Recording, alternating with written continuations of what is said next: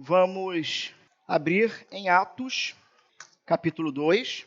Na semana passada, nós começamos o texto, mas o próprio texto tomou um rumo e nós não finalizamos o texto.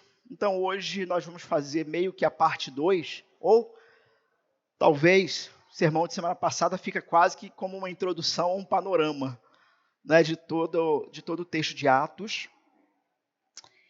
E, irmãos, é um texto belíssimo, singelo.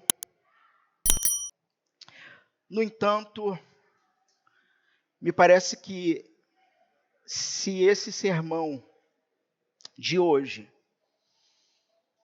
for apresentado ou caminhar segundo, me parece que o Espírito de Deus quer falar à igreja, não vai ser um sermão fácil.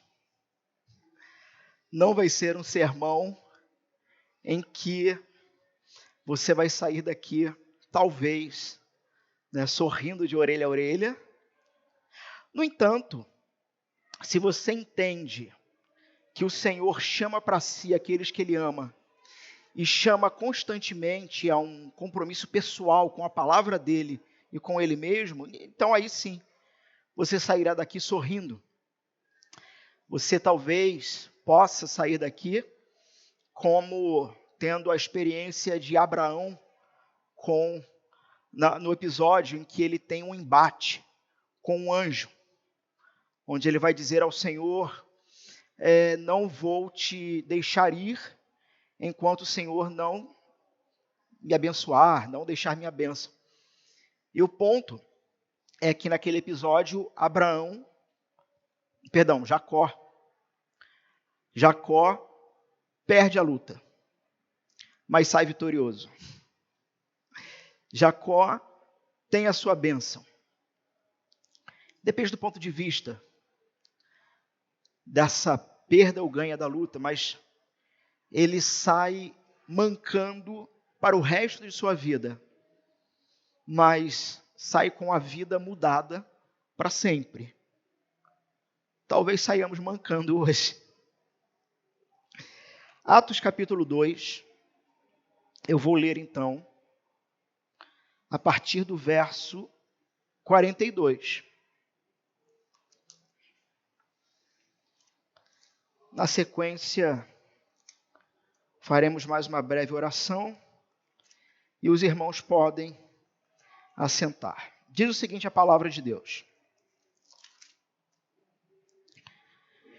E perseveravam na doutrina dos apóstolos e na comunhão, no partir do pão e nas orações. Em cada alma havia temor, e muitos prodígios e sinais eram feitos por intermédio dos apóstolos. Todos os que creram estavam juntos e tinham tudo em comum. Vendiam as suas propriedades e bens, distribuindo o produto entre todos, à medida em que alguém tinha necessidade. Diariamente perseveravam unânimes no templo, partiam pão de casa em casa e tomavam as suas refeições com alegria e singeleza de coração, louvando a Deus e contando com a simpatia de todo o povo.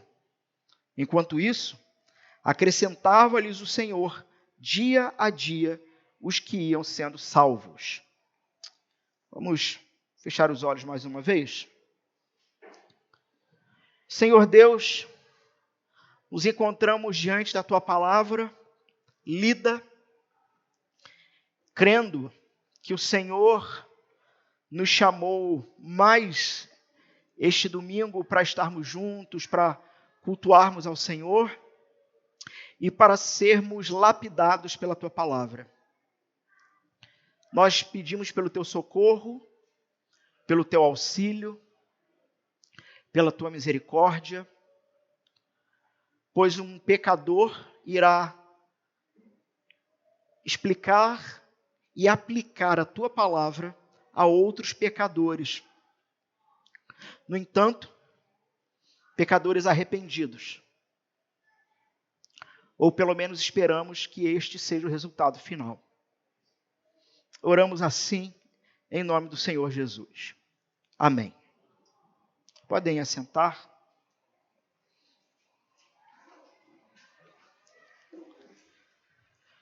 Meus irmãos,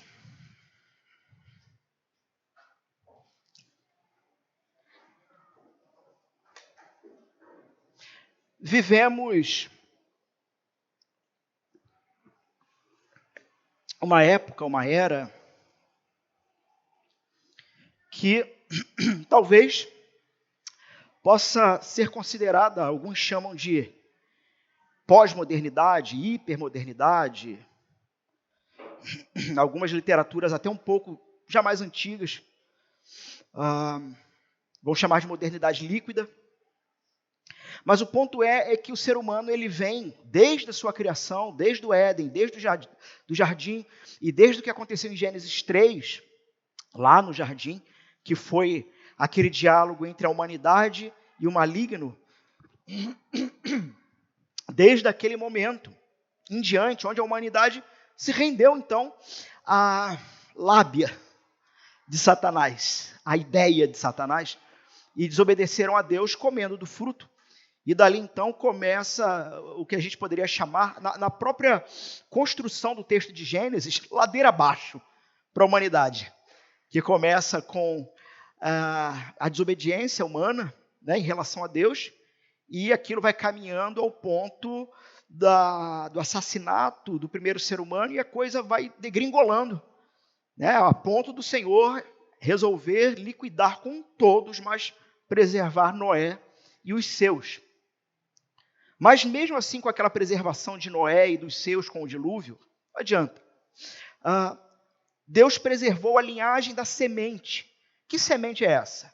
A semente prometida no jardim, que da semente da mulher nasceria um que esmagaria a cabeça da serpente. Então Deus precisava proteger essa linhagem para que essa semente, de fato, brotasse, germinasse. E toda a construção do Antigo Testamento vai nos fazer entender que o Novo Testamento é a conclusão dessa semente, é o próprio Jesus. Mas, mesmo dentro da linhagem de Jesus e nas outras linhagens, nós temos então a humanidade construindo sua própria vida e construindo sua própria sociedade a partir dos pressupostos de Satanás, do maligno. Qual é o pressuposto de Satanás? Viva como você queira, sem se importar com o que o Criador definiu. Ora, em outras palavras, foi essa a proposta da serpente. Deus disse que vai te dar conhecimento, mas o conhecimento está ali, naquela árvore, vai lá e pega. Ou seja, se reinvente, se construa, sem depender de Deus, viva por conta própria. E me parece que, então, vários ápices ruins para a humanidade foram brotando a partir disso. E um desses ápices que eu quero pontuar para a gente entrar no texto é uma era de individualismo ou de individualidade, onde o ser humano ele construiu uma sociedade, é quase paradoxal, uma sociedade que é individual. Não faz muito sentido, né? Porque se é sociedade é todo mundo, mas é individualista, que no fim das contas não se importa de fato com ninguém, quiçá até consigo próprio, onde pessoas são capazes de destruir a sua vida, tentando satisfazer desejos pessoais da sua vida. E o grande problema dessa construção de sociedade individualista são os desdobramentos e pessoas que são criadas dentro dessa sociedade. A Bíblia vai dizer que esta sociedade individualista, ela faz parte do império das trevas. Já falamos sobre esse tema em vários outros momentos aqui nesse púlpito. O império das trevas, então, é esse império que Satanás se torna senhor dele. E todos que moram, que vivem, que habitam no império das trevas, são nada mais, nada menos do que marionetes de Satanás. O apóstolo João, em uma de suas cartas, vai falar sobre isso. Sobre filhos da luz e filhos das trevas. Não existe meio termo. O pessoal tem aquela brincadeira, não, o fulano ele não sabe se está com Deus ou com o diabo, está em cima do muro. Só esqueceram de avisar para o fulano que o muro é do diabo. Não há em cima do muro. Ou filhos da luz, ou filhos das trevas. E dentro desse império das trevas, dentro dessa sociedade, uma identidade é criada. Uma identidade que vai ter vários e vários e vários desdobramentos. Irmãos, eu não sei se nós temos hoje aqui psicólogos ou irmãos relacionados à área da psicologia, da psicanálise e tudo mais, da psiquiatria, mas o ponto é que essa área, como profissão, ela tem crescido e ganhado espaço exatamente porque vivemos uma era hiperindividualista. Então, na própria individualidade, as pessoas hoje, quando procuram um psicólogo, na verdade, eles estão pagando pela confidencialidade, porque já não tem mais com quem conversar. Falta amigo. Falta amigo. Não estou aqui desfazendo daquilo que é dentro da área comprovadamente necessária para a construção humana, porque entendemos que toda a ciência vem da parte do Senhor, e entendemos que tudo deve ser usado para a glória de Deus. Mas o que eu estou dizendo é que chegamos a um ponto em que qualquer e absolutamente qualquer coisa se tornou motivo de procura de ajuda psicológica, e não realmente necessidades patológicas de fato. Mas, no fim das contas, uma identidade construída a partir de uma vida individualista. Só que o Evangelho do Senhor Jesus Cristo ele tem uma proposta. Qual é a proposta? A primeira proposta vai ser tirar o indivíduo do império das trevas. Consequentemente, colocar esse indivíduo num novo reino, num reino do amor. E dentro desse reino, que tem muitas características, já estamos falando dessas características já há um bom tempo, e falaremos delas até que o Senhor Jesus volte. Dentro desse reino, uma nova identidade é criada, e o ponto é aprender a viver dentro dessa nova identidade, ou a partir dessa nova identidade. Então, de uma certa forma, a igreja do Senhor Jesus, o corpo do Senhor Jesus, a igreja dele, é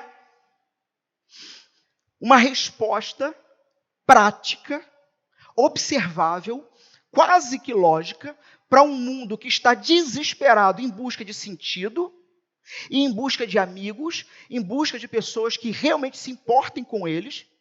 E a igreja, necessariamente, ela é essa resposta. Talvez o grande ponto e a grande dificuldade é o que a igreja, de forma geral, estou sendo agora bem generalista mesmo, tem se mostrado para esse mundo caído. E ela tem se mostrado o quê? Também individualista. Sabe? Homens e mulheres que frequentam ambientes como esse de culto e que, de fato, entram, participam do momento, talvez cantem, acompanhem a leitura bíblica. E veja, eu não estou dizendo daqueles que visitam ou vêm 1, 2, 3 vezes, não é esse o ponto, mas eu falo de pessoas realmente que, aparentemente, estão naquele local de fé, mas não estão. Entram, consomem e vou embora. Apenas reforçando essa cultura de individualismo. Um individualismo que não se importa com quem está do teu lado. É muito mais, agora me veio um trecho de uma canção aqui à mente, mas talvez veio agora à mente, possa refletir a ideia, sabe? Pessoas que de fato vivem aquele eu quero é Deus. Não importa o que vão pensar de mim, eu quero é Deus. Não que haja alguma coisa errada aí nesse refrão, nesse trecho, mas a vida cristã não é só isso. Esse eu quero é Deus, essa inclinação do coração para o Senhor, necessariamente precisa desdobrar a uma comunidade de fé que responde a esse mundo com amor, como lemos em vários textos da liturgia, responde com amor e responde com práticas de amor. Francis Schaeffer, um pastor e teólogo já, se encontra no Senhor, morreu na década de 80,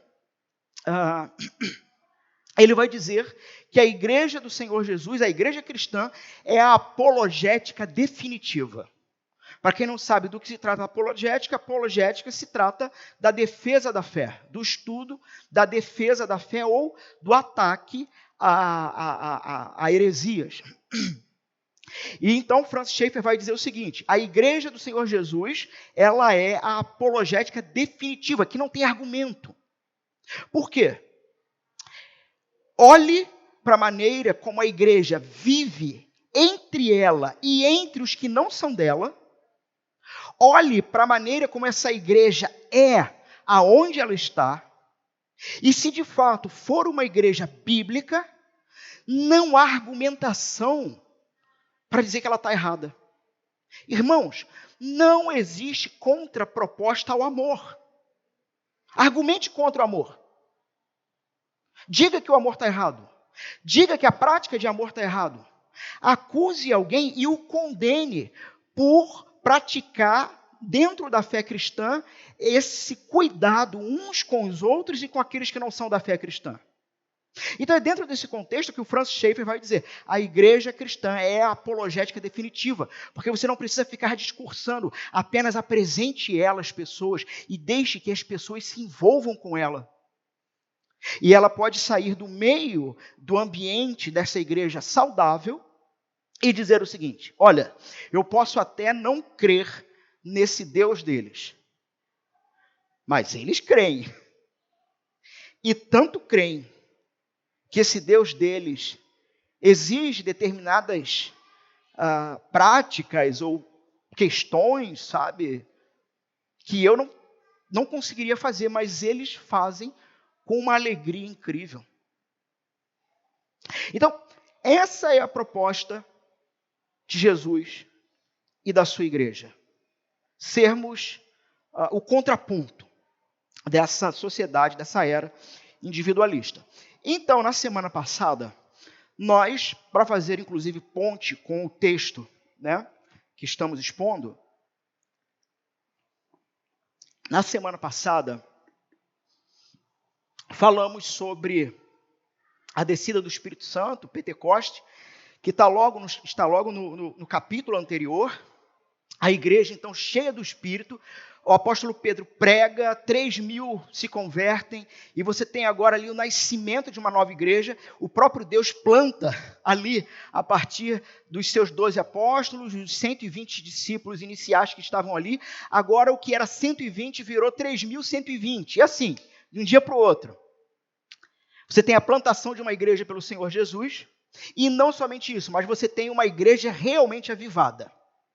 Realmente, de fato ali, cheia do Espírito Santo e com as suas características. Nós vimos isso na semana passada. Temos, às vezes, a tendência de pensar que uma igreja avivada e cheia do Espírito Santo é uma igreja em que as pessoas estão, durante o culto, em êxtase emocional e talvez falando em línguas, talvez o outro rodando em algum canto, ou a pessoa se balançando freneticamente enquanto a bateria faz sons tribais nos tambores e fumaças e luzes estrobofóbicas te deixa ali meio doidão. E alguns vão dizer que isto é uma igreja espiritual. E o texto bíblico vai dizer que uma igreja cheia do Espírito apresenta 4 características. E na sequência do texto, porque no verso 42 ele apresentou essas 4 características, na sequência do texto ele vem apresentando desdobramentos mais gerais da igreja. E do verso 42 ao 47 desse texto, o que nós temos aqui é uma espécie de ponte. Na verdade, nós, se eu não me engano, durante todo o livro de Atos haverá mais 2 ou 3 pontes. 2 com certeza, mas creio que são 3 pontes. O que são pontes? São espécies de resumos que têm conexão com o que aconteceu antes, e aí faz um resumo como ponte para agora ampliar e desdobrar o que vai acontecer depois. Tanto que o texto vai falar aqui sobre curas, sinais e maravilhas, e logo na sequência, no capítulo 3, você tem a cura do coxo. Né? O coxo vai ser curado, depois Pedro de novo vai pregar no templo, Pedro e João são presos, no capítulo 4, e aí no no verso 23 do capítulo 4, você tem a igreja orando. Então você percebe como que o verso 42 ao 47 foi uma espécie de resumo e alguns flashes mais próximos de atuação da igreja. Curas, pregação, os discípulos juntos, a igreja em oração, a comunidade cristã, e por aí vai. E por aí vai. O ponto, então, é que nós vimos que aqui no verso 42, o que a gente poderia chamar de o que é necessário para uma igreja que nasce. Uma igreja espiritualmente saudável, ou seja, plena, cheia do Espírito Santo de Deus. Ou, talvez em outras palavras, o que é necessário para o acompanhamento dos convertidos. E lembrando, 3.000 irmãos, talvez até mais. 3.000 convertidos. Eu digo talvez até mais, o texto diz quase 3.000, mas de uma maneira geral, culturalmente, só estava se contando homens. Então, com certeza tinha mulheres ali. Então, por uma questão cultural, quase 3.000, talvez 3.001. Está por aí.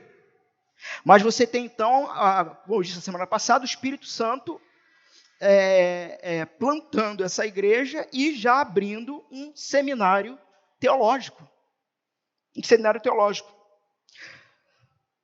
4 questões são necessárias para esse acompanhamento dos convertidos. Nós vemos primeiro que eles vão permanecer firmes nas atividades que a igreja lhes oferecia para acompanhá-los. Então eles eram firmes, perseveravam, eram perseverantes. Está aí, inclusive, uma grande primeira característica de uma igreja cheia do Espírito, em que ela não somente tem o conteúdo necessário para ser uma igreja cristã, doutrina apostólica, comunhão entre os santos, o partir do pão e a oração, mas ela tem uma característica dada pelo próprio Espírito Santo de Deus, perseverança. Ou seja, é aquela ideia de que nós estamos realmente engajados, estamos envolvidos, vamos persistir obstinadamente em algo. E nesse caso, seremos fiéis a essa comunidade. Então, rapidamente, ensino dos apóstolos. Nós vimos que tem um lugar de destaque na igreja primitiva. E nós lembramos, quando olhamos para Mateus 28, verso 19 e 20, o seguinte: Jesus dizendo: portanto, vão e façam discípulos de todas as nações, batizando-os em nome do Pai, do Filho e do Espírito Santo, ensinando-os a guardar todas as coisas que tenho ordenado a vocês. Então os apóstolos estavam de fato cumprindo o ídio, as últimas ordenanças do Senhor Jesus, ensinando a guardar, e você tem uma igreja que corresponde a isso, obstinadamente se colocando aos pés dos mestres apóstolos, né? Jesus instruiu então a ensinar essa obediência em tudo. E vamos ver essa doutrina apostólica sendo então apresentada em todo o Novo Testamento. Mas talvez dos pontos mais importantes, ou o primeiro ponto dentro dessa doutrina apostólica, se trata do próprio Evangelho, da própria história de Jesus e por que Jesus era necessário vir ao mundo e assumir o lugar daquele que peca. E esse evangelho, ele não somente se trata de uma história, mas ele se trata de desdobramentos. Como disse o pastor Igor Miguel, o evangelho pode ser considerado como um belo diamante que pode ser apreciado de vários ângulos diferentes. O pastor Paul Washer, ele vai dizer o seguinte: a diferença entre o cristianismo e todas as outras religiões, ou seja, o cristianismo, ele só é possível por causa do evangelho de Jesus, e é um desdobramento disso. E que diferença é essa? É que o cristão vai para o céu pelos méritos de outra pessoa, Jesus Cristo. Então, você pega qualquer proposta religiosa que tenha por aí. inclusive pseudo-propostas ou propostas pseudo-cristãs. E se o que te é oferecido é uma tentativa de chegar ao trono de Deus através de dízimos e ofertas, essa pessoa que afirma isso é filha do demônio. É o diabo que está tentando escravizar homens e mulheres à base de troca e barganha. Quando não isso, qualquer outro tipo de prática, de proposta, de rito, que tentem colocar na sua cuca, faça isso, para que você então tenha proximidade com Deus e esteja livre. E não estiver conectado com Jesus, mas com alguma coisa que você faça, não é a proposta do Evangelho. Porque o desdobramento do Evangelho é esse. O cristão é aquele que vai para o céu. Sim, aqui uma afirmação teológica simples, que tem vários desdobramentos, mas vamos ficar com a afirmação simples. Só que ele vai para o céu não a partir do que ele faz, ou do que ele possa fazer. Ele vai para o céu a partir dos méritos de Cristo. Nós temos então essa perseverança, né? Na ortodoxia. Tínhamos alunos entusiasmados ali. Uma outra característica interessante, e me veio agora à mente, como que o ensino da palavra de Deus é a primeira coisa a ser apontada para uma igreja espiritual plena. E é engraçado, porque é meio que prática comum, ou eu já ouvi em alguns cantões por aí, ou já vi e já presenciei, pessoas que, por exemplo, têm o domingo da mesa do Senhor, da ceia do Senhor, como um domingo mais importante. Você já viu isso? A pessoa falta culto, não liga, não quer saber de nada. Mas sabe que naquela semana vai ser o domingo da ceia, o cara até supostamente não peca. Supostamente. Ele vai fazer de tudo. E aí ele vai lá na ceia do Senhor. Só que é muito interessante quando a gente olha para o texto, que a primeira prerrogativa é a palavra. Nesse sentido, mesa do Senhor está totalmente conectada com o púlpito. Uma pessoa que não tem a pregação da palavra, a exposição da palavra, o estudo da palavra na sua mais alta conta, é uma pessoa que se dedica às outras coisas da igreja como um grande ator, como alguém que está atuando. E muitas das vezes, inclusive, atuando para tentar ganhar uma migalhinha de Deus de alguma coisa. Eu me lembro de C.S. Lewis, em Cristianismo Puro e Simples, dizendo que Deus tem um banquete e Ele está oferecendo e chamando as pessoas para participarem constantemente do seu grande banquete, mas nós, cristãos, ele não está falando nem da humanidade, está falando de cristãos. Nós, cristãos, invariavelmente nos contentamos em nos resfelar, nos satisfazermos com os nossos bolinhos de lama que nós mesmos criamos. Uma vida que não tem o estudo da palavra e o momento da pregação da palavra na sua mais alta conta. No entanto, se desdobra para ser o cara dentro da igreja, é uma vida de um ator, que ou ele se arrepende, ou eu não sei como será o seu fim. Isso porque neste exato momento eu não quero definir se o sujeito é crente ou não. Às vezes é crente, só é sem vergonha. Que é isso, pastor? Tem crente sem vergonha? Tem.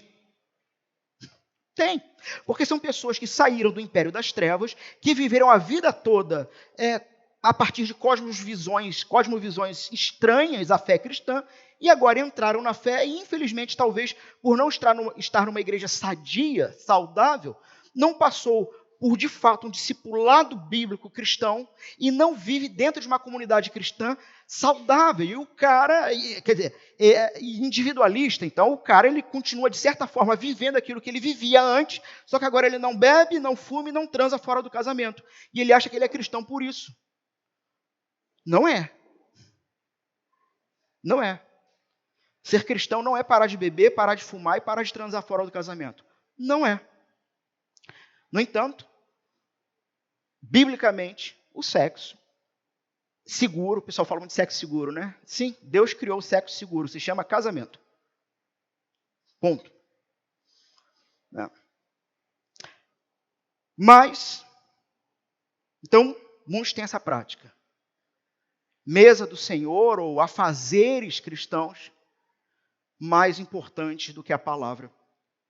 Me lembro de conversar com alguém sobre o nosso projeto aqui que ainda não está acabado, né? Os irmãos sabem ainda. Esse é o 4º domingo que estamos nesse local. Esse local é novo para nós e ainda há muito a se fazer em obra.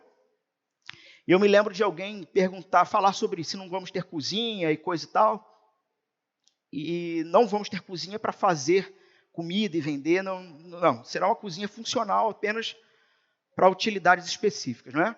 Mas eu me lembro que essa pessoa disse o seguinte: não é porque eu acho um absurdo igrejas em que durante a pregação da palavra as irmãs estão lá na cozinha, né, se desdobrando para ter aquela cantina pós-culto ou coisa parecida. Meus irmãos, tinha que dar dor de barriga aquela comida. Para a igreja aprender a ter o momento da exposição da palavra de Deus como o momento mais importante de suas vidas e de suas famílias. Bom, que o Senhor haja, né? E há de agir. Um outro ponto interessante quando pensamos em doutrina dos apóstolos é o próprio termo apóstolo. Ora, o que é um apóstolo? De forma simples, o apóstolo é um enviado. É um escolhido e enviado, no caso, pelo Senhor Jesus. Então, perseverar em sua doutrina nos traz a característica de que toda a sua doutrina, assim como foi a de Jesus, assim como foi a do Deus Trino, possui forte raiz e ênfase missionária. Pois, se o apóstolo é o enviado, e ele traz na sua bagagem uma doutrina, esta doutrina haverá de ser uma doutrina que impulsionará todos que forem afetados por essa doutrina, não a viver uma vidinha confortável dentro do seu luxuoso templo. Mas sim, e o problema é o luxo, né? Queremos mais um ar-condicionado, que já existe. Há apenas uma necessidade logística para colocar. O problema não é ter o luxo. O problema é que esquecemos que nossa fé sendo apostólica e tendo por base a doutrina dos apóstolos, tudo que nós temos, tudo que o Senhor nos dá, precisa ser usado e apontado para a grande missão. E que grande missão é essa? Encontrar irmãos e irmãs que se encontram ainda escravizados pela carne, pelo mundo, pelo diabo, e nem sabem que são nossos irmãos e irmãs. Sabe, estão perdidos, estão cegos, estão acorrentados pelas pernas e com o coração endurecido.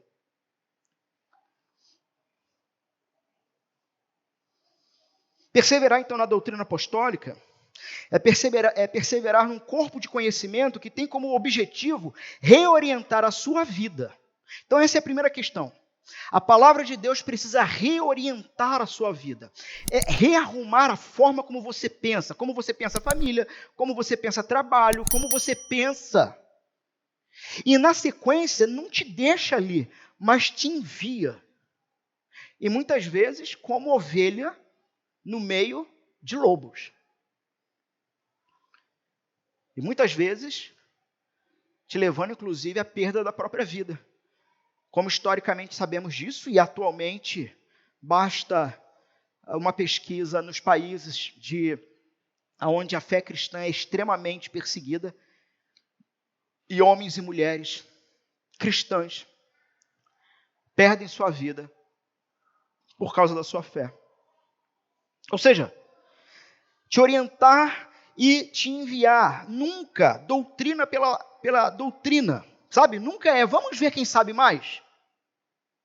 Vamos fazer aqui uma gincana. Já fizemos muitas no passado. Não a gente aqui. Eu digo nós cristãos que temos, né, mais tempo de fé em outros locais, vamos fazer uma gincana bíblica. Não, ok, até aí. E quem falar mais texto bíblico decorado ganha um prêmio. Ok. E fica nisso. E é palha, fumaça. Muito mal aquele que sabe aquele monte de texto bíblico.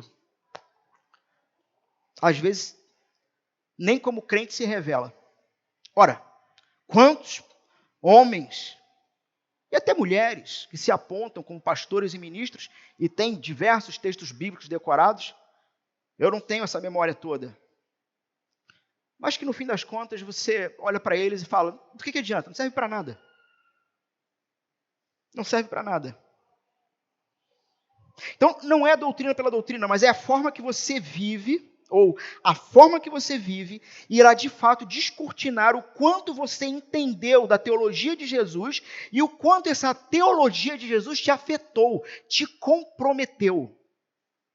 Então, não é só uma questão de entendimento, não é só uma questão cerebral, intelectual, mas se ela criou raiz no seu peito, necessariamente irá desdobrar para fora, e esse desdobrar para fora será visto, e quando vermos, quando observarmos, poderemos dizer, aquele foi comprometido pelo Evangelho. E eu gosto inclusive dessa construção, não é que ele se comprometeu, ele foi comprometido, ele não viu outra saída. É ele olhar para um lado, olhar para o outro e dizer o seguinte, Senhor, para onde eu irei se só Tu tens as palavras de vida eterna? Consequentemente, se só Tu tens as palavras de vida eterna, necessariamente precisarei aprender a viver conforme a Sua palavra. Ora, isso é um cristão. Você quer mesmo ser um cristão? Parafraseando aqui Marco Teles, você quer mesmo ser um cristão? Se você já não é suficientemente inclinado ao comprometimento, sabe, com Jesus e com o corpo de Jesus, se você ainda não está comprometido com Jesus e com o corpo de Jesus, deixa eu falar um negócio para você, ainda dá tempo de mudar de ideia. Que isso, pastor? Não quer me converter não? Eu não sou eu que converto. É Jesus e o Espírito Santo. O que eu estou dizendo aqui para você é que não dá para brincar com isso. Como muitos brincam com isso. Como muitos brincam com isso. Como diz Marco Teles na sua obra, né? Amado Timóteo, ou parafraseando ele, você vai se embrenhando cada vez mais nessa fé, e quando menos perceber, essa fé terá virado a sua cabeça. Você tem certeza que você quer ser cristão? Você tem certeza que você está disposto a ouvir piadinha e risinho nas tuas costas dos teus parentes, dizendo, ih, agora é crente? Tem certeza que é isso que você quer? Porque dá tempo ainda de não ser cristão. Dá tempo ainda de viver e conviver com boas pessoas, usufruindo de um ambiente agradável e de uma palavra bem apresentável, né, não só por mim, mas pelos outros irmãos, e ficar nisso, sem se comprometer. Você quer mesmo correr o risco de não mais ser reconhecido? Ou nem se reconhecer? Você quer correr o risco de naturalmente oferecer a outra face? Você quer correr o risco de alguém te dar uma tapa na tua cara e você oferecer a outra? Mas pastor, por que correr o risco? Porque se você começar a se envolver demais com esse negócio de evangelho, isso vai virar a tua cabeça e você não vai se identificar. E quando você menos perceber, você vai dar outra face. Você vai oferecer a capa, a túnica, o chinelo e a bota. Você vai andar a 5ª milha, porque já não vai ser mais você, vai ser outro. Vai ser Jesus. Mas essa é a pergunta. O quanto você quer se comprometer com esse negócio? Porque o discurso é muito bonito, mas os irmãos que ouviram o sermão de domingo passado, lembram o que eu disse. Eu estava me perdendo nesse púlpito. Por quê? Porque eu percebi que de alguma forma, nos últimos meses, eu deixei de confrontá-los. Eu me adequei a vocês. Eu estava quase que somente amaciando. Sim, a palavra de Deus é graça, não tenho dúvida disso. A palavra de Deus, ela cura a ferida. Mas veja, ela não somente cura a ferida, mas ela faz ferida e cura a ferida que ela mesma fez.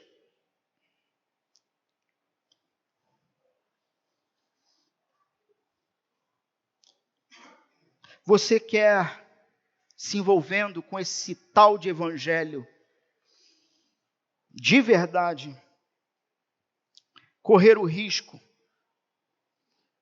de buscar o perdão de alguém sobre algo que é imperdoável? Sabe? Alguém pecou contra você e você considera aquilo imperdoável. Se envolver com esse evangelho dos apóstolos é chegar a um ponto em que você vai buscar a conciliação e buscar o perdão.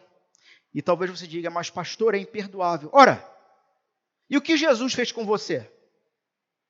Era perdoável a maneira que você vivia? Ou até os dias de hoje é perdoável o que você faz? Perdoável a partir do quê? Porque você peca e depois dá um trocadinho para a igreja? Porque você peca e depois vem participar de um mutirão, e aí por causa das suas obras e do seu suor você está comprando o sorriso de Deus?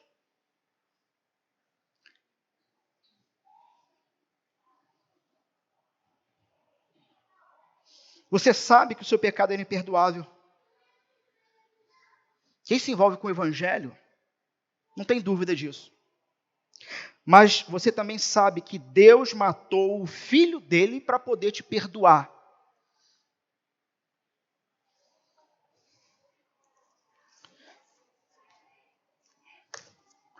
Novamente, ainda pegando o espírito de amado Timóteo.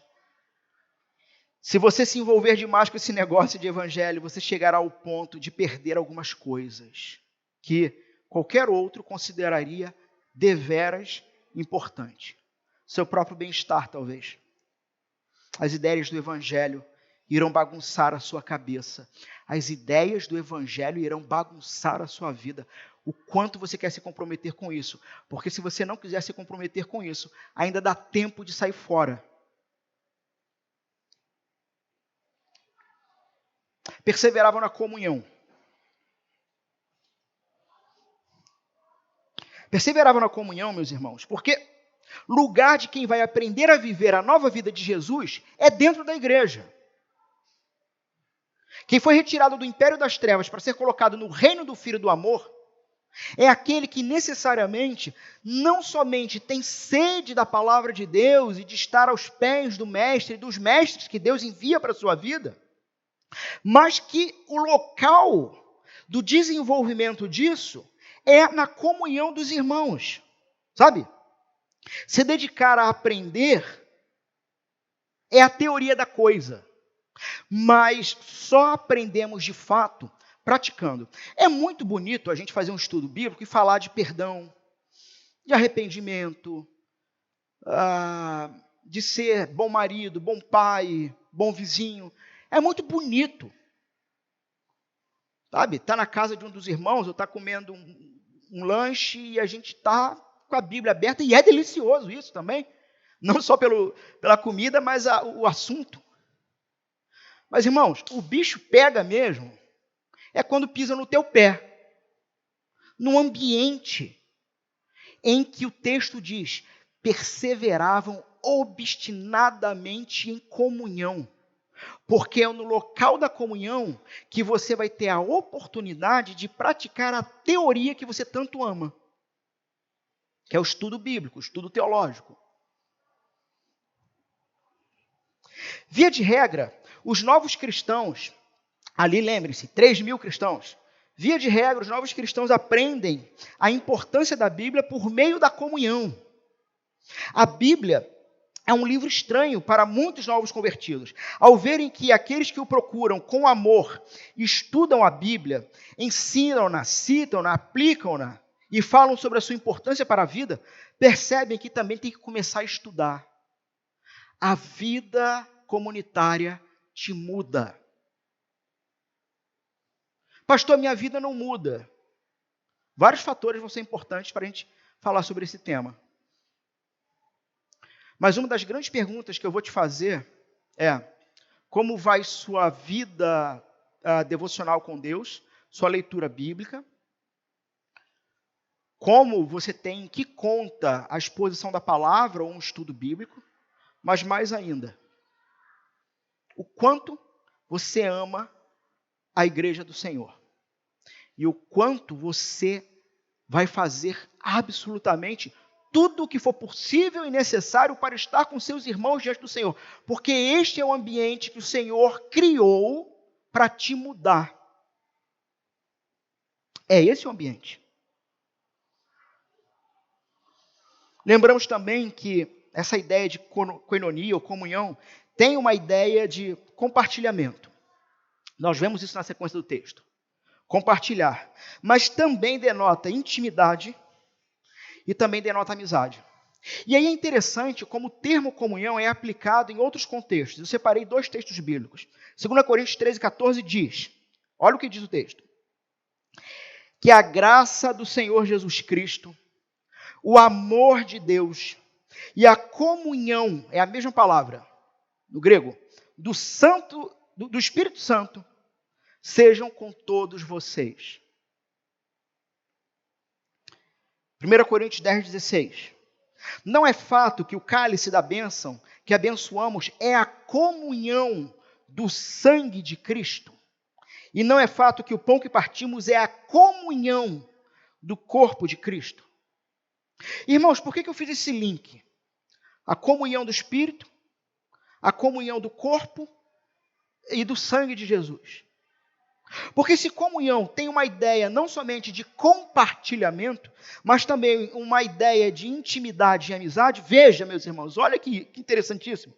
A igreja de Jesus, ela partilha em seu próprio ser de uma prática da parte de Deus para com os seus filhos. Porque o Senhor Jesus se entregou à morte numa cruz para compartilhar com a gente tudo que era dele. E ele não nos negou nada. Nada. Eu tenho um projeto para nós fazermos várias séries de mensagens, uma delas parábolas. E uma coisa que eu tenho santa ansiedade, não desansiosos, né? Mas uma santa ansiedade, é a parábola do pai que tem os 2 filhos. Ou, popularmente conhecida, parábola do filho pródigo. Porque Jesus é o nosso irmão mais velho que não nos negou nada, mas abriu mão de tudo, porque isso é koinonia. E não somente isso, ele não nega nada para a gente, nos dá tudo que é dele e nos chama para perto dele para dizer: vocês agora são meus amigos. Desfrutem de comunhão comigo, como eu desfruto com o Pai, vocês também desfrutarão do Pai e do Espírito. Que tenhamos uma relação franca, honesta, de intimidade, de comunhão. Há então, meus irmãos, um envolvimento exclusivo. Vejam isso. Novamente, eu vou trazer de novo a sentença. A igreja de Jesus partilha em seu próprio ser de uma prática da parte de Deus para com seus filhos. Que prática é essa? Essa comunhão do Espírito. Essa comunhão da carne e do sangue de Jesus para conosco. Então, há um envolvimento exclusivo que os cristãos, e somente cristão, têm com Deus. Há um envolvimento exclusivo. Temos comunhão com Ele, que desdobra em comunhão uns com os outros. Que gera, então, esse envolvimento único, esse envolvimento exclusivo que os cristãos têm uns com os outros. Um tipo de relacionamento ou de comunhão que não se vê, meus irmãos, aplicado a amigos, a parentes, a família, que não são da mesma fé. Não sei se vocês entenderam a sentença. A igreja compartilha de algo que vem do próprio Deus e que ele gera. E esse compartilhamento, esse grau de comunhão, ele é exclusivo para cristão. E é um tipo de grau de relacionamento profundo que não se vê em lugar nenhum de parente carnal, de sangue, mas que é aplicado exclusivamente na igreja do Senhor Jesus. Deixa eu ler um texto, talvez, para ajudar a clarear a ideia. Marcos, capítulo 3, verso 32 a 39. Diz o seguinte: quem me reconhecer em público, aqui na terra, eu o reconhecerei diante do meu Pai no céu. Mas quem me negar aqui na terra, eu também o negarei diante do meu Pai no céu. Não imaginem que vim trazer paz à terra. Aqui é Jesus falando, tá bom, irmãos? Não imaginem que eu vim trazer paz na terra. Não vim trazer paz. Mas, e esse mais aqui é uma construção, é uma palavra grega raríssima. Raríssima, raríssima. É um mais que significa assim, tudo que eu falei anteriormente é verdade. Mas o que eu vou falar agora, não somente é verdade, mas ainda é mais importante do que eu falei antes. Vim trazer espada. Este é o ponto do verso, no grego. Vim pôr o homem contra o seu pai, a filha contra a sua mãe, a nora contra a sua sogra, seus inimigos estarão em sua própria casa. Quem ama seu pai ou sua mãe mais que a mim, não é digno de mim. Quem ama o seu filho e sua filha mais que a mim, não é digno de mim. Quem se recusa a tomar sua cruz e me seguir, não é digno de mim. Quem se apegar à própria vida, a perderá. Mas quem abrir mão de sua vida por minha causa, a encontrará. A vida de comunhão cristã se trata de uma prática sobrenatural, miraculosa, que experimentamos uns com os outros de maneira mais profunda do que experimentamos com a nossa família de casa. Se eles não são da fé, lógico. Aqui está falando de irmãos da fé. Se você não consegue perceber diferença, ou você está com problema, ou a tua igreja está com problema. Alguém está com problema nessa história. Se a maneira que você se relaciona com seus familiares de sangue, que não são cristãos, é a mesma coisa que você se relaciona com seus irmãos da fé, tem alguma coisa que está fora do lugar. Porque com os irmãos da fé, é um relacionamento sobrenatural, até mesmo inexplicável. Ora, me explique, por que no domingo, às vezes até sem você poder, por uma questão de trabalho, ou alguma questão realmente que te impediu de estar, o que explica o seu coração lamentar ou arder de vontade de estar entre seus irmãos? E o que me espanta é o contrário, é quando você tem o domingo apenas como mais um dia. Sabe? Não foi aquele dia que você se preparou, eu vou preparar esse dia para estar com o Senhor e com os meus irmãos. Ora, muito provavelmente você não está experimentando koinonia, comunhão. Lógico, meus irmãos, a gente não está falando aqui, não se trata, tá? De deixar de lado, de abandonar os que não são da fé. Não é isso que a gente está falando. Mas se trata de uma clareza sobre o seu compromisso maior com os da fé.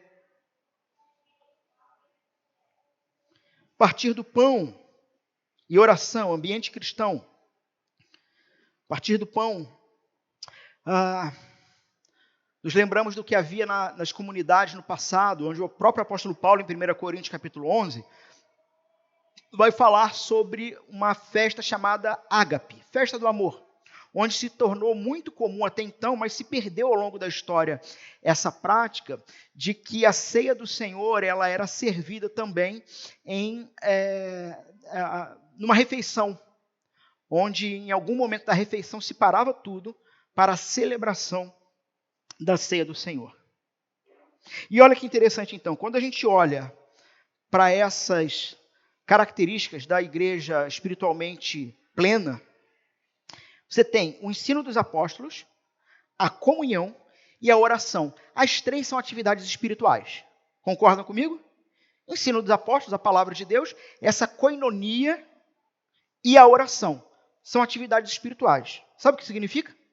Que a ceia do Senhor, sem dúvida alguma, embora seja algo físico e com um ritual bíblico, se trata de uma atividade espiritual.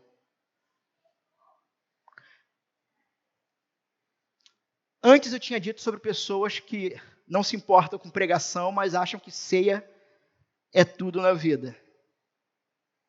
Em contrapartida, a pregação da palavra de Deus precisa te levar a tomar decisão de não se importar com nada e ninguém além do seu próprio Senhor, que diz o seguinte: se você tem comunhão comigo, vem e come do meu corpo. Se você tem comunhão comigo, vem e bebe do meu sangue, porque você vai viver para sempre. Mas é necessário tomada de posição.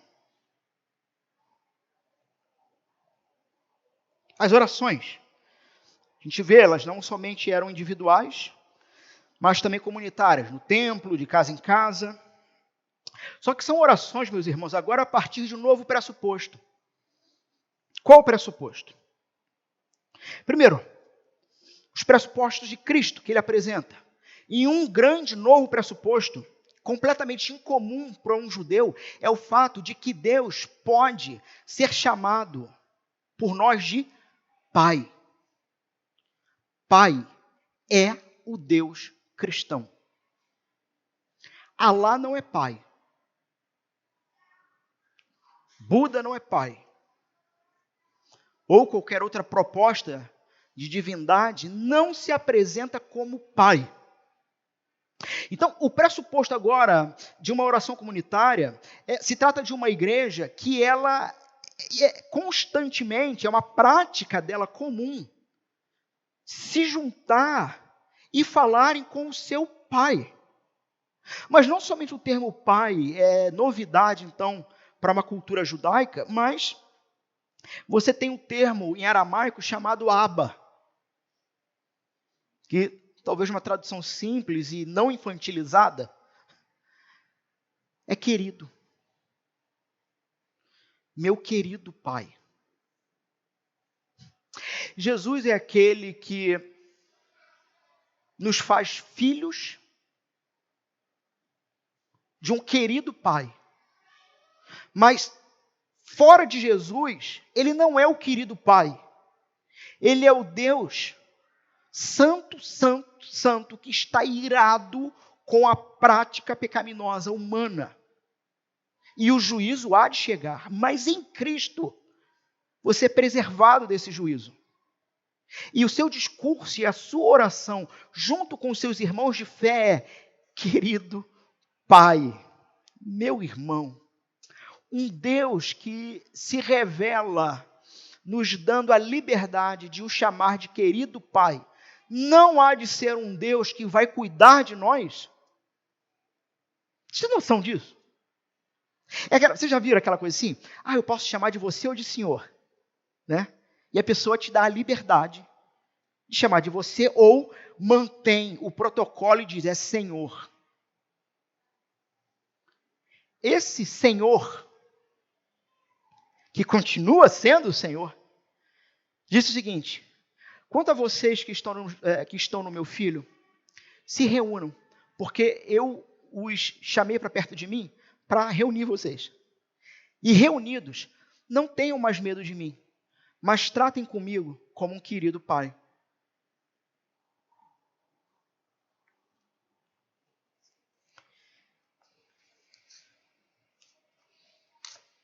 Então eles oravam.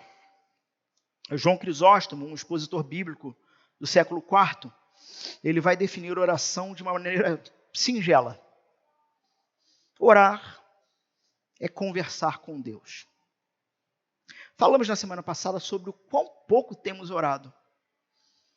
E o projeto, então, que o nosso irmão Giovanni nos trouxe, tem como objetivo não somente lermos a palavra junto, através da tecnologia, mas compartilharmos orações e orarmos. Irmãos, precisamos ter mais momentos de oração. Porque é essa prática de se colocar diante do querido Pai que vai consolidar a nossa identidade. Lembra que eu abri falando sobre identidade? Quem nós somos. Quando ficar claro quem nós somos, passaremos então a viver a partir de quem nós somos, dessa nova realidade. E aí então, meus irmãos, do verso 43 ao 47, nós vamos ver a vida comunitária da igreja. Nós temos a descrição do acompanhamento, então, dos novos convertidos, que dá lugar a uma descrição de vida comunitária de toda a igreja. Então, nós temos uma descrição do ministério miraculoso dos apóstolos, verso 43. Em cada alma havia temor e muitos prodígios e sinais eram feitos por meio dos apóstolos. Percebe-se, então, o texto falando de um certo espanto. Havia um espanto que todos sentiram com os milagres realizados pelos apóstolos. Nós vamos ver na sequência de Atos, então, sinais e prodígios sendo feitos, realizados, então, pelos apóstolos, e nós vamos ver, então, o povo, de fato, tendo este santo temor, este zelo. É aquilo que eu falei na semana passada e entendo que precisamos frisar novamente. Vida cristã se trata de santo zelo. Não estamos aqui brincando de sermos crentes, com um livro com capa de couro na mão. Santo zelo. E naquele contexto, então, por exemplo, quando a gente lembra de Ananias e Safira, que mentiram ao Espírito Santo, e Pedro disse, está morto, vai morrer, e morrem os dois. E todo o povo temia o Senhor. Assim como o ministério de Jesus era confirmado pelos sinais e prodígios, da mesma forma, o ministério dos apóstolos era essa confirmação pública. Estes são os enviados, que detêm a doutrina da salvação. Vemos então que em cada alma, ou talvez uma tradução sua pode estar assim, em todos.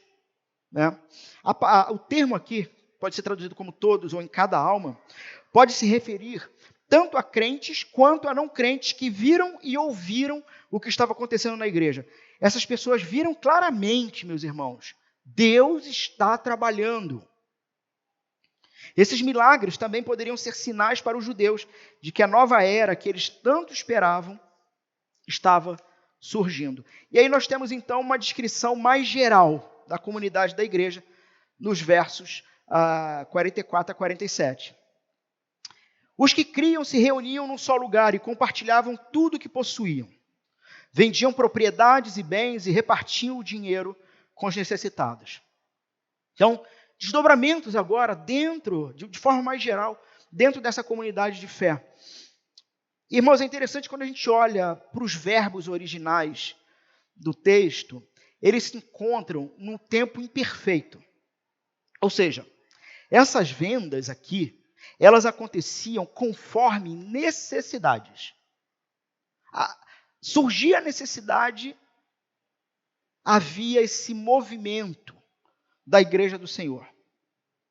Então é importante frisar, meus irmãos, que não se trata de forma alguma de imposição de partilha, como lobos comunistas e socialistas tentam impor ao texto bíblico. Não se trata de uma imposição de partilha, mas se trata em que, havendo a necessidade e a igreja então envolvida naquele processo, com alegria vendia auxiliava, se envolvia. O ponto central, então, meus irmãos, é que essa comunhão também chegou, veja, não somente na reunião, mas a comunhão também chega no bolso. E, meus irmãos, que assunto delicado, né? Não deveria ser. Hoje, falar sobre questões financeiras de um púlpito da igreja se tornou um assunto delicado exatamente por conta de lobos vorazes, por conta de maus obreiros, falsos pastores, que deturparam a doutrina, que deturparam a prática cristã, e que faz com que hoje nós tenhamos um medo terrível de falar sobre contribuições dentro de uma comunidade de fé. Mas essa coinonia, essa prática da doutrina, essa vida comunitária, necessariamente chega no bolso. Também chega no bolso.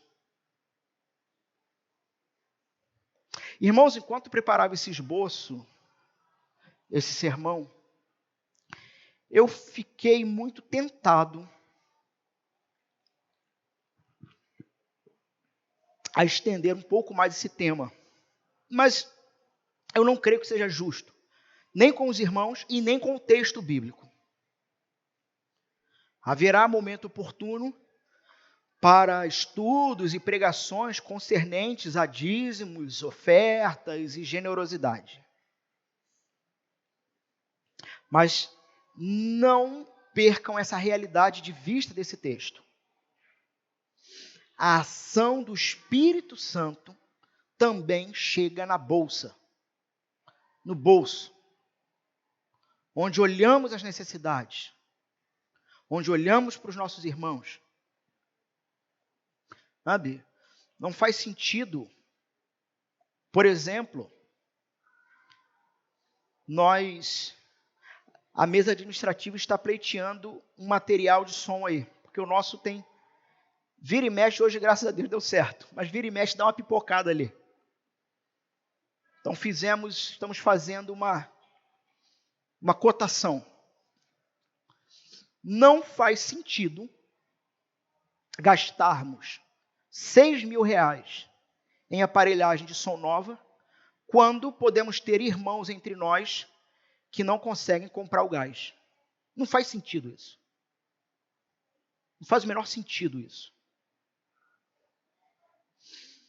A ação do Espírito Santo precisa chegar no nosso bolso. Na sequência, então, irmãos, vamos caminhando. Na sequência, então, somos informados que os primeiros cristãos frequentavam o templo e as casas. Eu não vou ficar tão preocupado com a hora antes, porque foi tanto aviso que teve hoje, que o culto que era para começar às 6, começou às 6:30. Então, vamos na palavra. Então, somos informados que os primeiros cristãos frequentavam o templo, casas e partiam o pão. E adoravam juntos no templo diariamente. Reuniam-se nos lares para comer e partir o pão com grande alegria e generosidade. Atos capítulo 2, verso 46. Então nós temos aqui ainda uma prática judaica dos primeiros cristãos acontecendo, essa ida ao templo. Eles já não participavam do sacrifício, visto que Cristo é o sacrifício definitivo e suficiente. E inclusive essa ida ao templo vai ser uma prática do próprio apóstolo Paulo, porque não somente um local de oração onde todos já se reuniam como nação, mas também um local de oportunidade de pregação da palavra. E o texto vai nos informar, então, que era uma prática que era diária. Né? E veja, tudo com muita alegria e muita generosidade. Irmãos,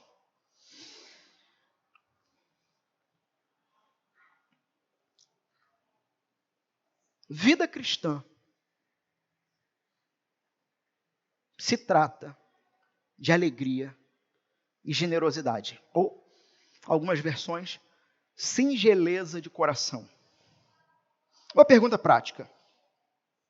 Quantos aqui desta igreja você já chamou para te fazer uma visita, orar e comer bolo contigo?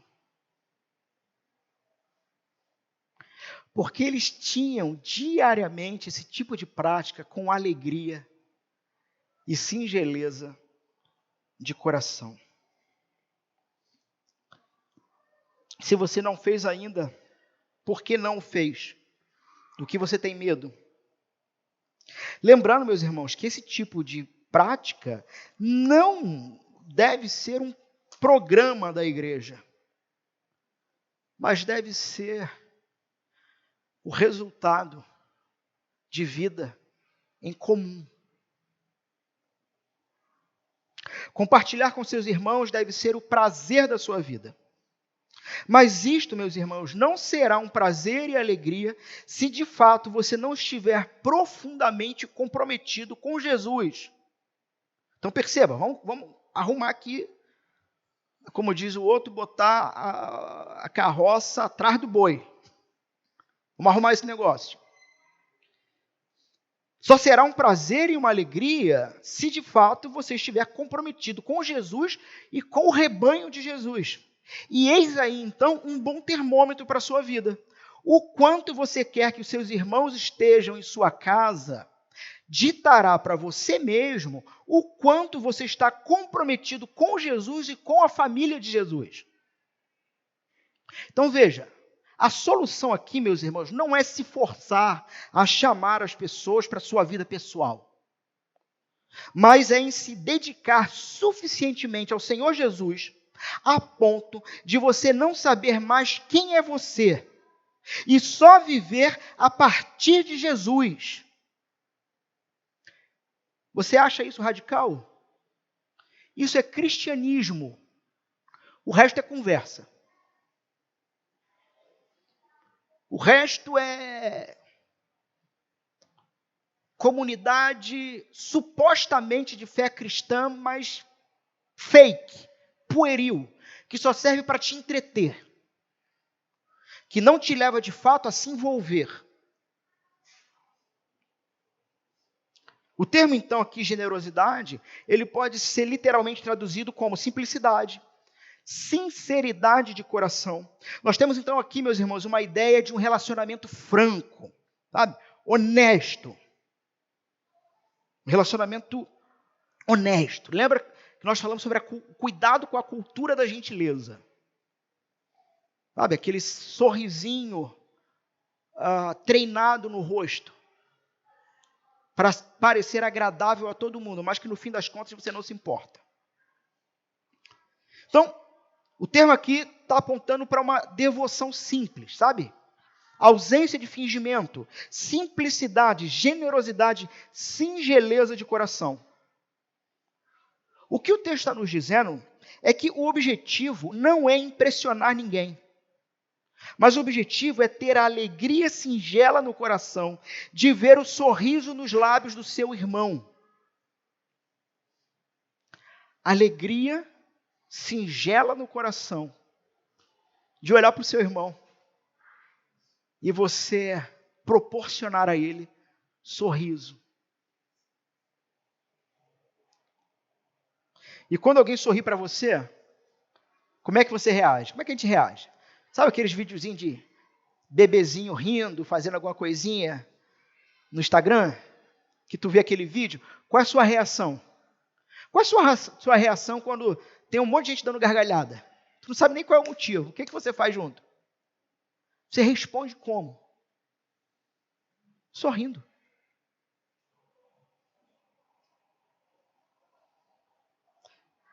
Pode ser que você esteja vivendo uma vida triste,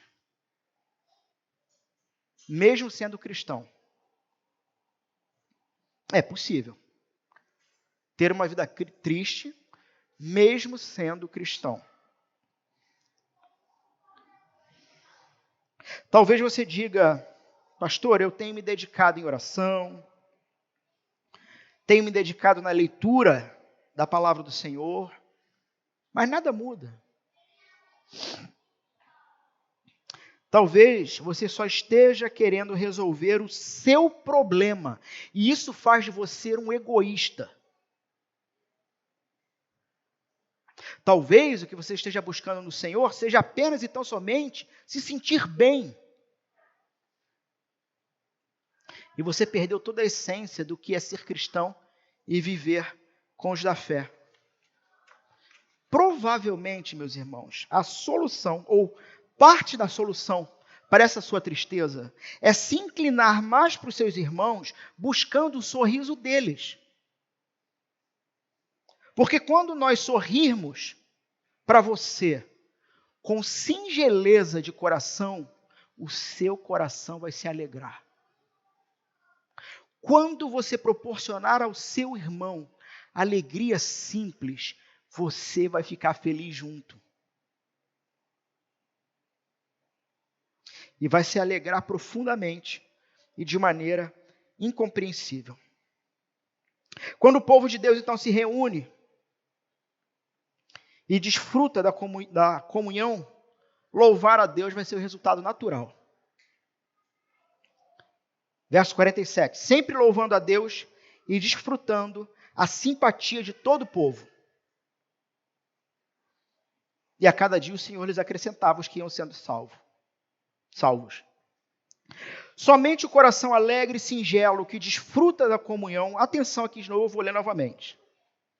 Somente o coração alegre e singelo que desfruta da comunhão dos seus irmãos, porque sabe que é filho de Deus e que tem família divina, somente esse coração expressa louvor honesto e contínuo a Deus. E aí volta aquela premissa.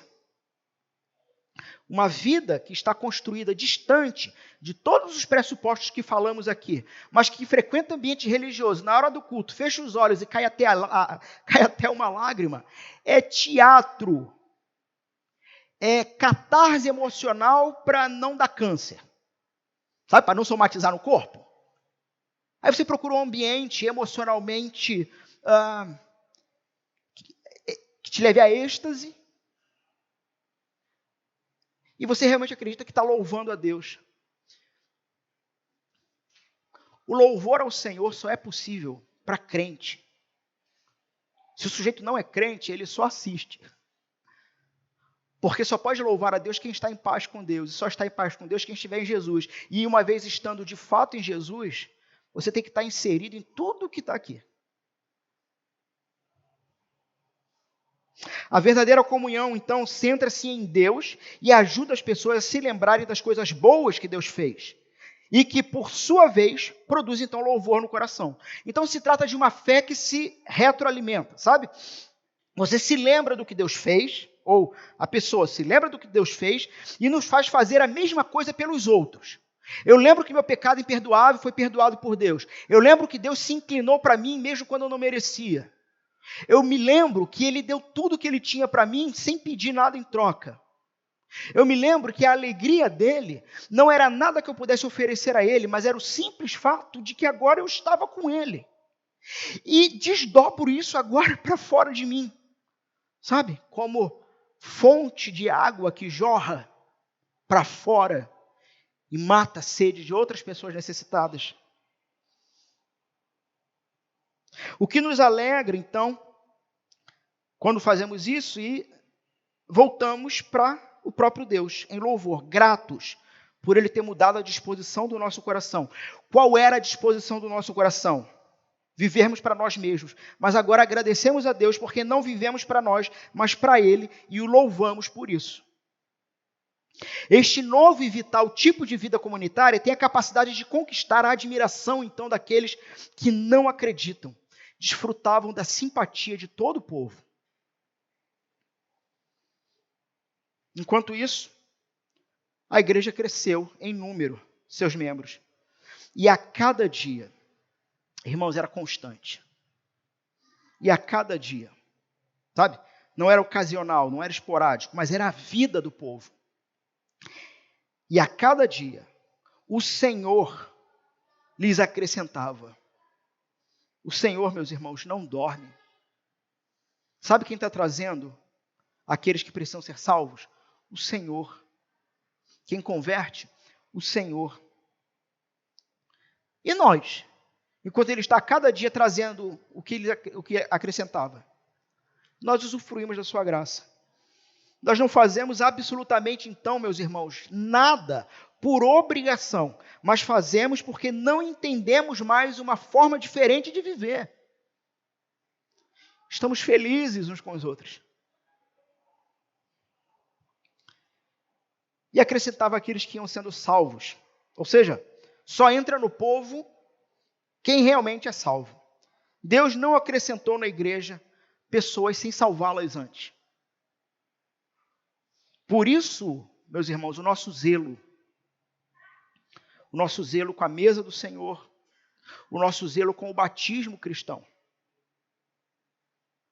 Porque se há uma dificuldade pública de confessar somente Jesus Cristo como Senhor e Salvador, único mediador, que se revela a você pela palavra dele, e então ser batizado a partir deste pressuposto, se há dificuldades a isso, nós não podemos trazer para dentro da fé cristã, da comunhão,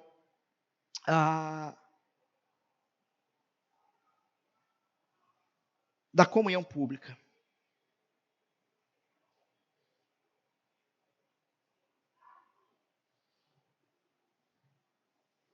Temos então a melhor estratégia evangelística e missionária aqui, meus irmãos. Qual é? Ganhar pessoas para você. Ganhar pessoas para você, para que você tenha a chance de levar elas para Jesus. Contavam com a simpatia de todo o povo.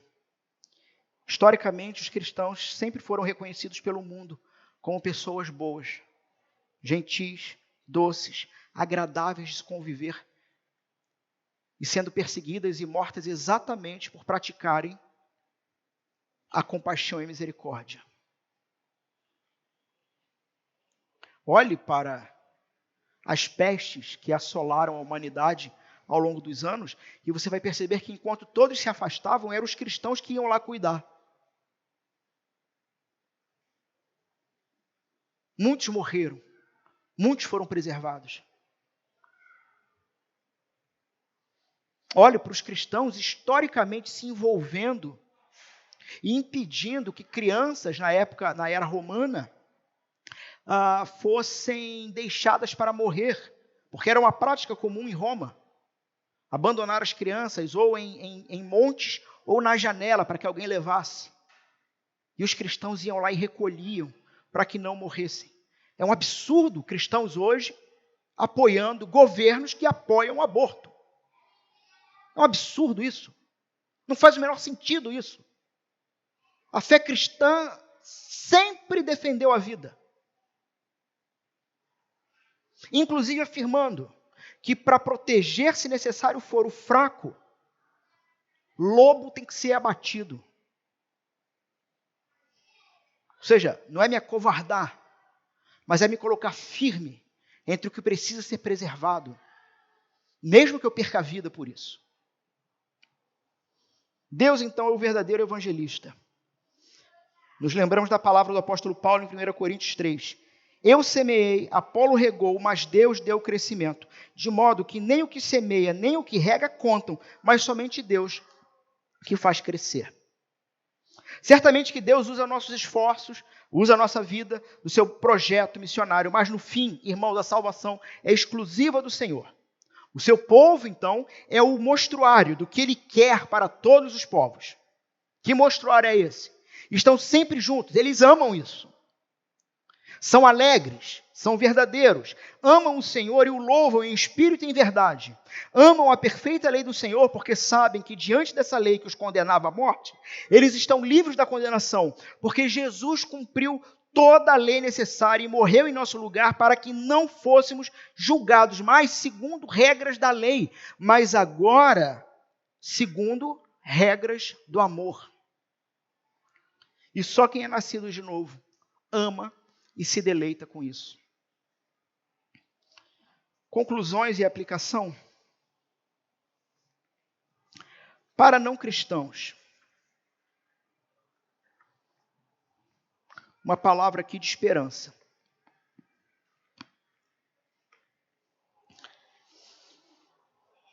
Só tem uma coisa para falar. Você pode até estar vivendo o melhor momento da sua vida. Mas na raiz do seu coração existem dúvidas, existem questionamentos. Você pode até tentar abafar essas dúvidas, mas nos seus momentos de lucidez, nos seus momentos de sobriedade, você é confrontado com o peso da sua própria existência e com os motivos que ainda te mantêm nesse mundo. Então ouça com atenção aos não cristãos. Jesus é o Filho de Deus encarnado, que assumiu a morte dos seus irmãos mais novos para que ele vivesse para sempre. Esses irmãos perdidos vivessem para sempre. Eu não sei se você é um irmão. Não sei se você é um irmão de Jesus que está perdido.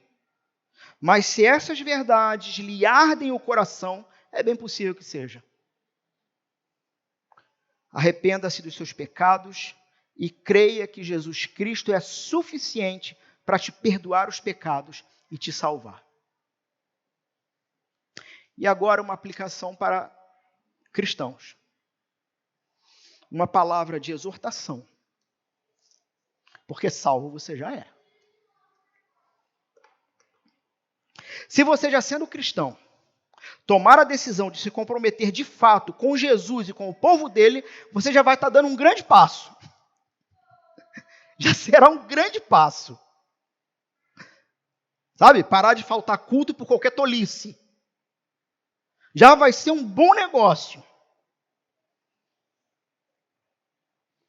Não esperar chegar o dia mau para querer buscar oração com seus irmãos. Sabe?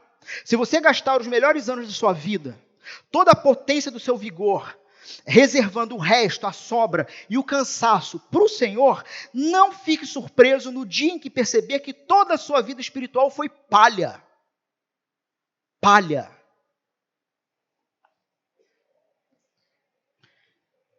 Que você chegou até mesmo ao ponto de nem saber se de fato, ou de fato, o que significa ser cristão.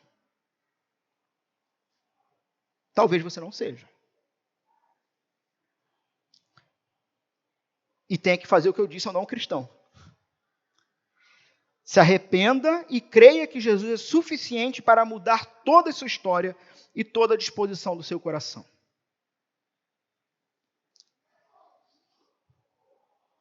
Foi me perguntado se eu achava possível sermos hoje essa comunidade de Jesus como era no primeiro século. Não sei se você construiu também essa mesma dúvida. Pastor, o senhor realmente acredita que é possível vivermos hoje Atos 2, do 42 ao 47? Meu irmão, a sua própria dúvida já é assustadora. Ou, nas palavras do filósofo Darth Vader, sua falta de fé é perturbadora. Irmãos, o Espírito Santo está conosco. Essa igreja, ela era plena do Espírito. E tudo o que ela fazia era a partir do Espírito. Ora, o Espírito não se foi, o Espírito está conosco. Se eu não crer que é possível uma comunidade de fé cristã neotestamentária, ou seja, exatamente como a palavra de Deus diz que tem que ser, é melhor eu sair daqui e vender churros. E vender pipoca. E é melhor cada um de nós aqui buscar outro rumo.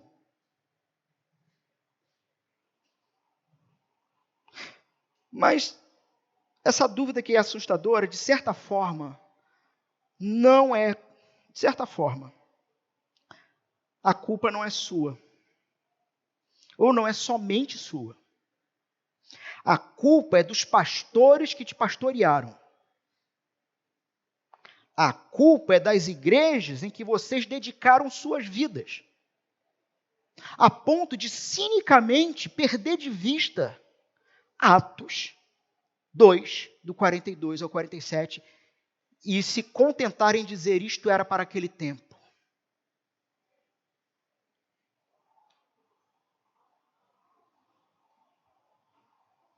Uma culpa não somente por não te persuadir a ficar apenas no Evangelho. Ou seja, eles têm culpa porque juntaram, dizendo que a sua vida iria prosperar espiritualmente se você tivesse o Evangelho e as práticas religiosas da igreja. Anátema, outro Evangelho está sendo anunciado. Eles são culpados por isso. Mas também uma culpa por não te disciplinar, por deixar você viver como você quisesse. Porque essa é a prática comum. Contanto que você entregue seu dinheiro na igreja, viva como queira. Aqui não. Aqui isso não vai acontecer. Nas palavras de Matthew Henry, sempre que Deus pretende dar vida, Ele dá arrependimento. Está sentindo falta de vida? Há necessidade, então, de arrependimento em alguma questão. O arrependimento começa na humilhação do coração. Por isso que eu falei que havia grande chance de sairmos daqui hoje mancando, mas vivos. Porque não há vida, não há reforma na vida, se não houver humilhação do coração. Se não houver verdadeira contrição a partir da palavra de Deus. E John Trapp: é melhor ser preservado em salmoura do que apodrecer em mel.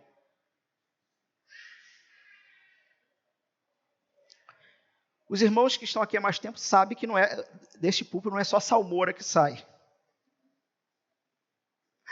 Mas é melhor ser conservado em salmoura do que só ter mel. Só ter. Está tudo bem. Agora, exposto então a tudo isso, reflita. A sua participação, a nossa participação tem feito com que a nossa igreja se caracterize como a igreja dos primeiros dias? O quanto você está envolvido nesse processo? Queremos ver a igreja neotestamentária, mas o quanto estamos pessoalmente envolvidos nesse processo? Ou o quanto estamos de longe, de braços cruzados, esperando para ver no que isso vai dar, e se der certo, talvez eu me envolva.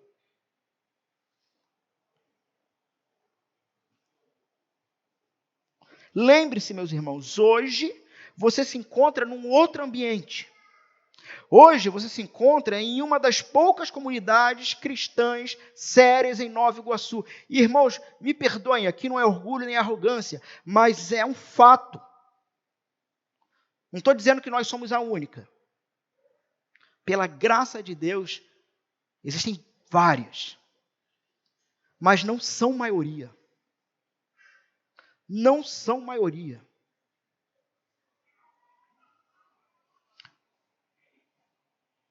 Você realmente, então, vai continuar vivendo como se estivesse, sabe, aonde estava há alguns meses ou anos atrás? Afinal de contas, então, o que te trouxe aqui? Por que você está aqui? Alguém deve estar pensando, esse pastor é muito doido, né? É o único pastor que fica perguntando para a igreja, por que você está vindo para cá? Pastor doido? O que tu está fazendo aqui? Você quer mudar a sua vida? Ou continuar sendo medíocre? Porque se tem uma coisa que vocês não verão, então, aqui nesse púlpito, é medo de perder vocês. Se há um temor, se há uma fidelidade, é a palavra e a correção de cada uma das ovelhas de Jesus, para que se tornem homens e mulheres melhores em Jesus Cristo.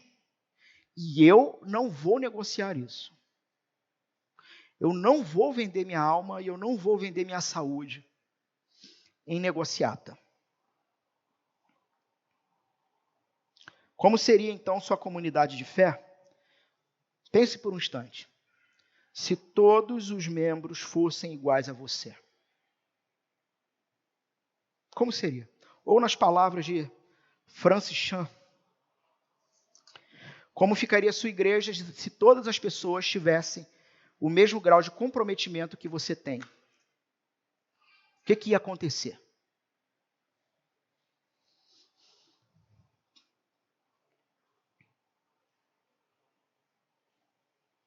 Por último, não entrou a última, tudo bem. Mas é uma frase de... entrou ali. Vá e ofereça ao seu chefe o que você oferece a Deus e veja quanto tempo você durará. Pastor, é radical? Não, isso é cristianismo.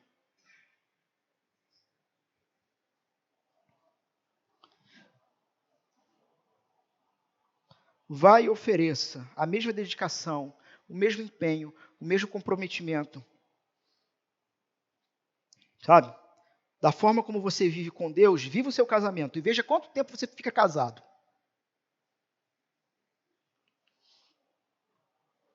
Da forma que você dedica tempo de instrução pessoal com Deus, dedique em instruir seus filhos, sua esposa.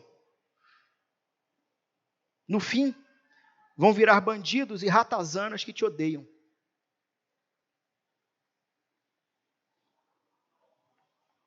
E eu fecho com uma frase de João Calvino e os convido a fechar os olhos e orarmos. Nosso cristianismo será inútil se não mudar o nosso coração, permear todos os nossos costumes e nos transformar em novas criaturas. Um cristianismo que não muda o coração, que não envolve a maneira de você viver, os seus costumes, e que te transforma em nova criatura, é um cristianismo inútil, que não serve para nada. No entanto, o Senhor nos chama à reflexão, à mudança de vida, através de arrependimento e fé.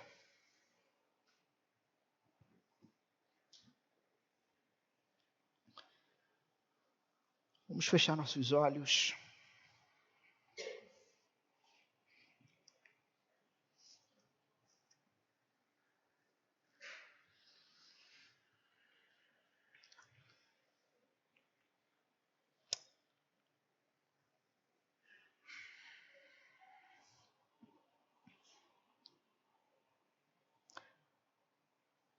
Sérgio pode nos conduzir nessa oração final.